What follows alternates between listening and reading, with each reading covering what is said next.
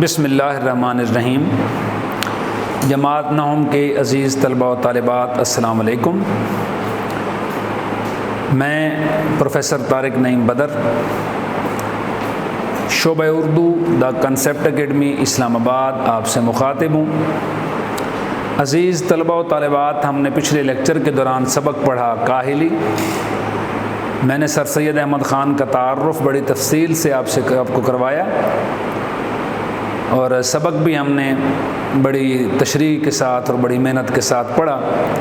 امید واسق ہے کہ آپ کی سوچ کے معیار پہ سبق پورا اترا ہوگا اور آپ کو اچھی طرح سمجھ آ گیا ہوگا۔ آج ہم نے سبق کاہلی کی مشق کرنی ہے۔ کچھ سوالات ایسے ہیں جن کا جواب میں زبانی بتاؤں گا، لیکن آپ لوگ پینسلیں کاپیاں لے کے بیٹھیں۔ تمام کے تمام سوالات اور ان کے جوابات آپ نے کاپیوں پہ تحریر کرنے ہیں۔ میں اکثر کہتا رہتا ہوں، جب بھی آپ بیٹا لیکچر اردو کا لیکچر سننے لگیں آپ چینل پہ، تو آپ لوگ پینسلیں اور کاپیاں لے کے بیٹھیں۔ ہر تشریح طلب نقطہ اپنے پاس نوٹ کریں۔ کچھ سوال ذہن میں پیدا ہوتا ہے، اپنے پاس نوٹ کریں۔ الفاظ کے معنی میں کوشش کرتا ہوں، بورڈ پہ لکھتا ہوں، آپ بھی ساتھ ساتھ نوٹ کریں۔ زبانی کچھ الفاظ کے معنی بولتا ہوں، وہ بھی آپ اپنے پاس نوٹ بک پہ تحریر کریں۔ تو سبق کی طرف آتے ہیں۔ مشق ہے، مختصر سی مشق ہے، تھوڑی دیر میں ہو جائے گی انشاءاللہ۔ آج ہمارا یہی سبق ہے، ہم اسی پہ بات چیت کریں گے۔ تو سوال نمبر 1 ہے، مختصر جواب دیں۔ الف جزو ہے، دلی قوا کو بیکار چھوڑ دینے کا کیا مطلب ہے؟ سوال ہے، دلی قوا کو بیکار چھوڑ دینے کا کیا مطلب ہے؟ جواب میں ہم لکھیں گے، دلی قوا کو بیکار چھوڑ دینے کا مطلب، لوگ یہ سمجھتے ہیں کہ ہاتھ پاؤں سے محنت نہ کرنا، کام کاج محنت مزدوری میں چستی نہ کرنا، اٹھنے بیٹھنے چلنے پھرنے میں سستی کرنا کاہلی ہے، لیکن یہ خیال نہیں کرتے کہ دلی قوا کو بیکار چھوڑ دینا سب سے بڑی کاہلی ہے۔ دلی قوا کو بیکار چھوڑ دینے کا مطلب ہے کوئی کام دل سے نہ کرنا، کوئی کام اپنی نیک نیتی سے نہ کرنا، اسے کہتے ہیں دلی قوا کو بیکار چھوڑ دینا۔ معنی ہاتھ پہ ہاتھ دھر کے بیٹھ جانا اور یہ سوچنا کہ میں تو کوئی کام کرنے کے قابل نہیں۔ اس کے بعد بے جزو ہے کہ انسان کب سخت کاہل اور وحشی ہو جاتا ہے؟ تو جواب میں ہم لکھیں گے،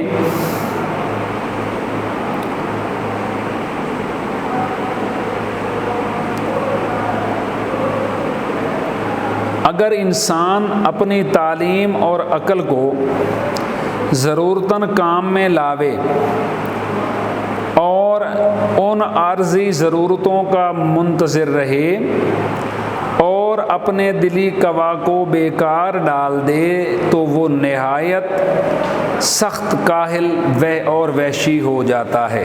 یہ اس کا جواب ہے۔ جیم جزو ہے، کسی نہ کسی بات کی فکر و کوشش میں مصروف رہنا کیوں لازم ہے؟ تو جواب میں ہم لکھیں گے، کسی نہ کسی بات کی فکر و کوشش میں مصروف رہنا اس لیے لازم ہے تاکہ ہم کو اپنی تمام ضروریات کے انجام دینے کی فکر اور مستعدی رہے۔ یہ اس کا جواب ہوگا۔ اس کے بعد دال جزو ہے، قوم کی بہتری کیسے ممکن ہے؟ تو جواب میں ہم لکھیں گے کہ جب تک ہماری قوم سے کاہلی یعنی دل کو بیکار پڑا رہنا نہ چھوٹے گا، اس وقت تک ہم کو اپنی قوم کی بہتری کی توقع نہیں کرنی چاہیے۔ یہ 4 مختصر سوال تھے، ان کے جوابات میں نے آپ کو بتا دیے۔ اب آ جاتے ہیں سوال نمبر 2 کی طرف۔ یہ ہے کہ سبق کاہلی کے متن کو مد نظر رکھ کر درست جواب کی نشاندہی کریں۔ الف جزو ہے کہ روٹی پیدا کرنے کے لیے نہایت ضروری ہے۔ 4 آپ کو آپشن دیے گئے ہیں، آرام، محنت، سفارش اور خوش آمد۔ اس کا درست جواب ہے محنت۔ کیونکہ روٹی پیدا کرنے کے لیے محنت نہایت ضروری ہے۔ بے جزو لوگ بہت کم کاہل ہوتے ہیں، بے فکر رہنے والے، خوش گپیاں کرنے والے، روزانہ محنت کرنے والے یا خود میں مگن رہنے والے۔ تو اس کا درست جواب ہوگا روزانہ محنت کرنے والے۔ عام طور پہ ہم دیکھتے ہیں کہ جو لوگ محنت مزدوری کرتے ہیں، کام کرتے ہیں، سارا دن خود کو مصروف رکھتے ہیں، وہ لوگ عام طور پہ چست ہوتے ہیں، ایکٹیو ہوتے ہیں، تندرست بھی رہتے ہیں، توانا بھی رہتے ہیں۔ اس کے بعد جیم جزو ہے کہ ہر ایک انسان پر لازم ہے اپنے بارے میں سوچے، مزیدار کھانے کھائے، حقے کے دھوئیں اڑائے یا اپنے اندرونی قوا کو زندہ رکھے۔ تو اس کا درست جواب ہوگا اپنے اندرونی قوا کو زندہ رکھے۔ ہر ایک انسان پر لازم ہے کہ وہ اپنے اندرونی قوا کو زندہ رکھے۔ قوم کی بہتری کی توقع کی جا سکتی ہے کاہلی چھوڑ کر، فکر مندی چھوڑ کر، خوش و خرم رہ کر یا پریشان رہ کر۔ تو اس کا درست جواب ہوگا کاہلی چھوڑ کر۔ قوم کی بہتری کی توقع کاہلی چھوڑنے کے بعد ہی کی جا سکتی ہے۔ سوال نمبر 3، موزوں الفاظ سے خالی جگہ پر کریں۔ اٹھنے بیٹھنے چلنے پھرنے میں سستی کرنا خالی جگہ ہے، نیند، کاہلی، بیکاری یا بے عملی۔ تو خالی جگہ میں آئے گا کاہلی اور ہمارا جملہ ہو جائے گا اٹھنے بیٹھنے چلنے پھرنے میں سستی کرنا کاہلی ہے، بے جزو۔ جب اس کے دلی قوا کی تحریک سست ہو جاتی ہے اور کام میں نہیں لائی جاتی تو وہ اپنی خالی جگہ میں پڑ جاتا ہے۔ انسانی خصلت، حیوانی جبلت یا انسانی کمزوری۔ تو اس کا درست جواب ہے حیوانی خصلت۔ جملہ ہو جائے گا جب اس کے دلی قوا کی تحریک سست ہو جاتی ہے اور کام میں نہیں لائی جاتی تو وہ اپنی حیوانی خصلت میں پڑ جاتا ہے۔ جیم جز، ہمارے ملک میں جو ہم کو اپنے قوائے دلی اور قوت عقلی کو کام میں لانے کا موقع نہیں رہا ہے، اس کا بھی سبب یہی ہے کہ ہم نے خالی جگہ اختیار کی ہے۔ کاہلی، بے راہ روی، قمار بازی یا تماشبینی۔ تو یہاں بھی درست جواب ہے کاہلی۔ تو جملہ ہو جائے گا ہمارے ملک میں جو ہم کو اپنے قوائے دلی اور قوائے عقلی کو کام میں لانے کا موقع نہیں رہا ہے، اس کا سبب یہی ہے کہ ہم نے کاہلی اختیار کی ہے۔ دال جزو ہے کسی شخص کے دل کو خالی جگہ پڑا نہ رہنا چاہیے، مصروف، فکر مند، بیکار یا غمزدہ۔ تو درست جواب ہوگا بیکار۔ جملہ ہو جائے گا کسی شخص کے دل کو بیکار پڑا رہنا نہ چاہیے۔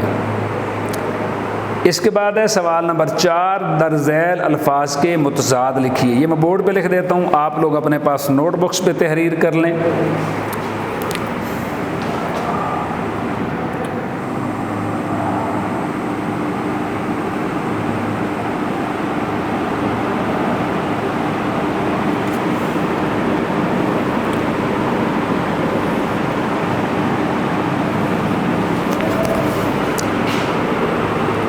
کاہلی متضاد ہوگا چستی،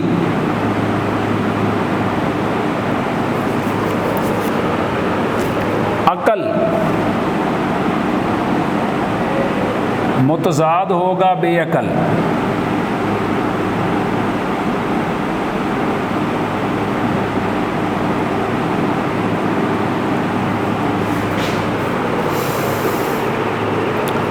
عارضی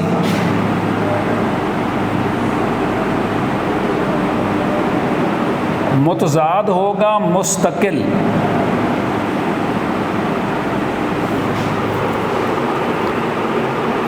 وحشی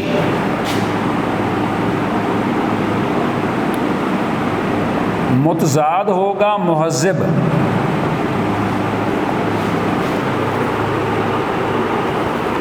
शक मुतजाद होगा यकीन। आखिरी है मसरूफ, मुतजाद होगा फारिग। इसके बाद है सवाल नंबर हमारे पास 5। दुरुस्त बयान के आगे सही और गलत बयान के आगे गलत का निशान लगाएं। अलिफ जो है दिली कवा को बेकार छोड़ देना सबसे बड़ी काहिली है, दुरुस्त है। बेजुज़्वे के हाथ पाँव की मेहनत औकात बसर करने और रोटी कमाकर खाने के लिए ज़रूरी नहीं, गलत है, ज़रूरी है। जीम जुज़ ये सच नहीं है कि लोग पढ़ते हैं और पढ़ने में तरक्की भी करते हैं, ये भी गलत है। ये सच है कि लोग पढ़ते हैं और पढ़ने में तरक्की भी करते हैं। काहिली एक ऐसा लफ्ज़ है जिसके मानी समझने में लोग गलती करते हैं, ये दुरुस्त है। यानी पहला और आखिरी दुरुस्त है, दरमियान वाले दोनों गलत हैं। सवाल नंबर 6 आराब लगाकर तलफ़्फ़ुज़ वाज़े करें। ये मैं बोर्ड पे लिख देता हूँ। काहिल, कवा, तबीयत, तहरीक, रफ़ा, आराब लगाएं।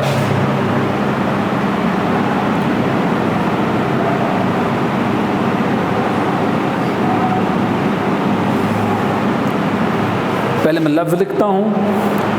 काहिल, कवा, तबीयत, तहरीक। काहिल, कवा, तबीयत, तहरीक, और इसके बाद है रफ़ा।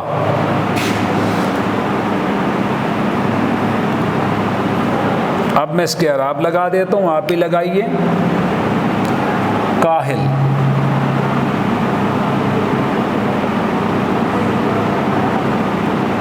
कवा, तबीयत, तहरीक और रफ़ा, ये मैंने आराब लगा दिए। इसके बाद है सवाल नंबर हमारे पास 7। सर सैयद ने इस मज़मून में 2 तरह की काहिली में फ़र्क किया है। एक वो जो हाथ पाँव से मेहनत ना करने का नाम है, और दूसरी वो काहिली है जिसमें इंसान के दिली कवा बेकारी में पड़ जाते हैं। सर सैयद दूसरी काहिली को बुरी काहिली करार देते हैं। गौर करके बताएं दिली कवा की बेकारी का क्या मतलब है, और इंसान कैसे दिली कवा की बेकारी के बाद हैवान और वहशी हो जाता है। तो अज़ीज़ बच्चों, सबक हमने बड़ी तफसील से पढ़ा। इस तरह का सवाल अगर पेपर में आ जाए तो उस पर हम लिखेंगे कि सर सैयद अहमद ख़ान के नज़दीक दिली कवा को बेकार छोड़ देना मानी हार के बैठ जाना, दिल की ताकत और क़ुव्वत को अपने अंदर ही ख़त्म कर लेना, और ये समझ लेना कि मैं तो किसी काम करने के काबिल नहीं हूँ, मेरे लिए तो काम करना बड़ा मुश्किल है। मैंने शायद कल भी ये बात हमने की थी, मैंने समझाया था आपको कि यहाँ पे सर सैयद अहमद ख़ान ने जो ये मज़मून लिखा, इसका मकसद दरअसल मुसलमानों की इस्लाह था। तो इस सबक के लिखने का और इस सवाल के जवाब में अगर मैं लिखना पड़े तो हम लिख सकते हैं कि कोई शख्स अगर ये समझता है कि मैं अपने लिए, अपनी कौम के लिए, अपने मुल्क के लिए कुछ नहीं कर सकता, तो इसका मतलब ये हुआ कि उसने दिली कवा को बेकार डाल दिया है और अब वो कोई भी कोशिश या मेहनत करने को तैयार नहीं है। तो हमें गौर करने के बाद ये बात मालूम हो जाती है कि अगर हम दिली कवा को बेकार नहीं छोड़ेंगे, अगर हम काम मेहनत से करेंगे, अगर हम अपने मुल्क, अपनी कौम और अपनी ज़ात की बेहतरी चाहेंगे तो हमें दिली कवा को काम में लाना पड़ेगा। हमें दिली कवा को बेकार छोड़ देने से हमें جو ہماری قوم ہے، ہمارا ملک ہے یا ہماری ذات ہے، اس کی ترقی ہمارے لیے ممکن نہیں ہے۔ آخری سوال ہے، قوت عقلی و انسانی صلاحیت ہے جو ہر شخص، ہر شے، ہر مشکل، ہر مسئلے کو سمجھنے اور سلجھانے کا قابل اعتماد ذریعہ ہے۔ کسی ایسے مسئلے کی نشاندہی کریں جسے آپ نے اپنی عقل کی مدد سے سلجھایا ہو۔ تو یہ سوال نمبر 8 جو ہے یہ آپ نے اپنے پاس سے کرنا ہے، اور نوٹ بک پہ بھی اس سوال کو آپ نے لازمی تحریر کرنا ہے، اس کا جواب آپ نے اپنے پاس سے لکھنا ہے۔ دوبارہ سے بتا رہا ہوں، اپنی نوٹس بکس تیار کریں، الفاظ کے معنی لکھیں، مشقیں ساری اس کے مطابق لکھیں اپنے نوٹ بک پہ، تاکہ جب ہمارا سلیبس مکمل ہو تو آپ کے پاس اپنے نوٹس تیار ہو جائیں۔ کوئی سوال ہو تو اس کے جواب دینے کے لیے میں یہاں پہ موجود ہوں۔